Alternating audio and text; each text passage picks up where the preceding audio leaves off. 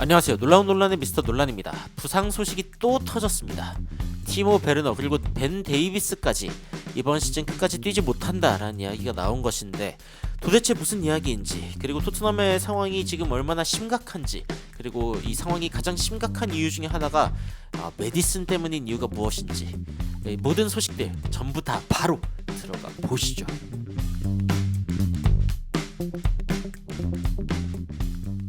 자, 안제 포스테코글루 감독이 최근 인터뷰에서 티모 베르너 그리고 벤 데이비스가 이번 시즌 남아있는 경기들을 뛸 수 없다라는 이야기를 전했습니다. 굉장히 속상한 상황인데, 토트넘이 어떻게 보면은 이번 시즌 뛴 경기 수보다도 한 달 이상 부상당한 선수들의 수가 더 많을 수도 있겠다라는 이야기가 나오고 있습니다. 한 시즌에 38개의 경기가 있으니까 38번의 그 한 달 이상의 그 부상이 있다라고 하는 건 진짜 뭐 팀에겐 재앙이라고 이야기를 할 수가 있죠. 특히 이제 벤 데이비스가 뛰지 못한다, 이 부분에 대해서 많은 팬들이 좀 걱정하고 있습니다. 일단은 레프트백에서 뛸 수 있는 선수가 없는 상황인데 누가 뛰냐?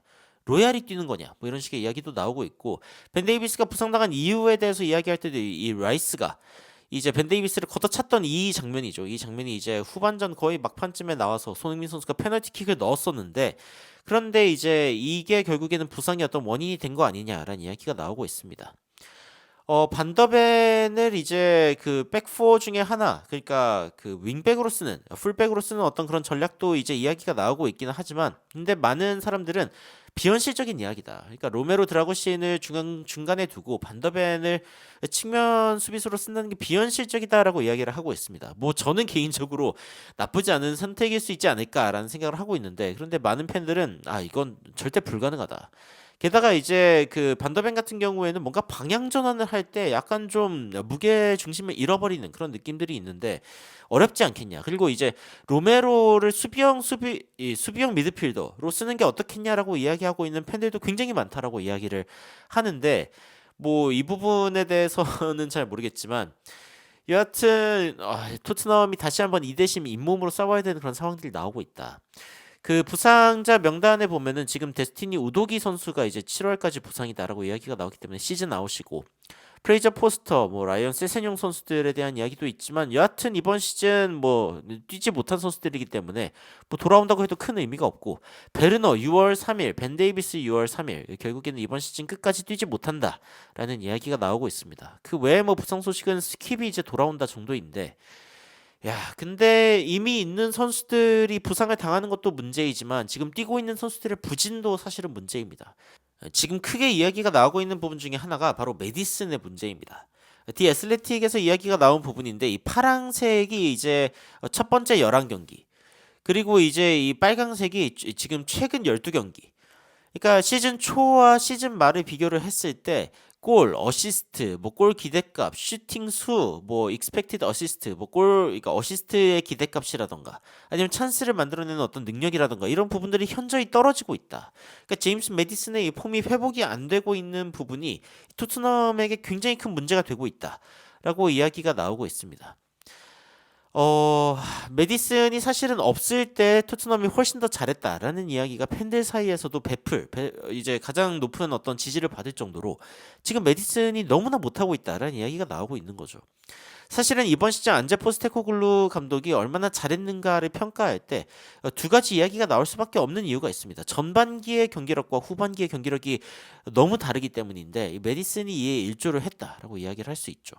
특히 최근 이제 스카이 스포츠에서도 이런 이야기가 나왔습니다. 그러니까 안제 포스테코글루 감독의 이번 시즌을 평가할 때 어떻게 평가를 해야 될까? 굉장히 의견이 섞여 있죠.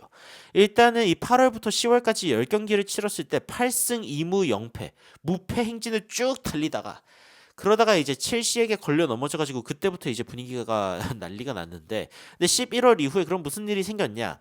23경기 10승 4무 9패. 야, 거의 이기는 것만큼 지면서 경기당 승점이 2.6이었는데 1.48로 떨어지는 이런 상황이 발생을 했습니다. 그러니까 토트넘 입장에서는 굉장히 속상할 수밖에 없는 그런 상황이죠. 그래서 이제 토트넘에게 좀 변화가 필요하다. 그리고 이런 상황 가운데 이 스카이 스포츠도 메디슨을 지적합니다.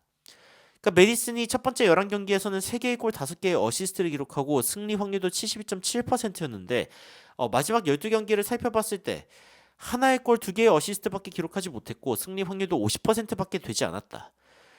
그리고 메디슨이 뛰지 않을 때 오히려 좋은 모습을 보여주고 있다라는 점에서 지금 안제 포스테코글루 감독이 믿을 만한 선수들이 많이 떨어졌다. 믿을 만한 선수들의 수가 많이 없어지고 있다라고 이야기가 나오고 있습니다.